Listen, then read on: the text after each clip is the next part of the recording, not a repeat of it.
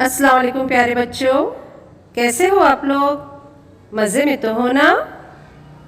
अच्छा तो बच्चों, आज हम शुरू करेंगे उर्दू की नज़्म मच्छर ने एक पत्थर तोड़ा, जो है सफ़ा नंबर 5 पर। तो आओ बच्चों, मेरे साथ दोहराओ। मच्छर ने एक पत्थर तोड़ा, पत्थर में से निकला घोड़ा। घोड़े ने कुछ खीर पकाई, खूब मजे ले लेकर खाई। इतने में एक उल्लू आया, उल्लू ने ये खेल दिखाया। उसने अपनी मुट्ठी खोली, मुट्ठी में से निकली झोली। झोली में से निकली बिल्ली, बिल्ली चलकर आई दिल्ली।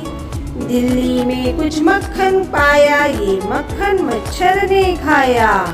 मच्छर ने फिर छुट्टी पाई, नैयर ने ये नज़्म सुनाई। अच्छा बच्चों, अब वक्त है आप लोगों के घर काम का। तो घर काम में आप लोगों को, जैसा आप लोग सामने देख रहे हो, एक लफ्ज़ में जवाब लिखना है। नंबर 1, पत्थर से क्या निकला। नंबर 2, घोड़े ने क्या पकाया। नंबर 3, खेल किसने दिखाया। नंबर 4, बिल्ली कहाँ से निकली।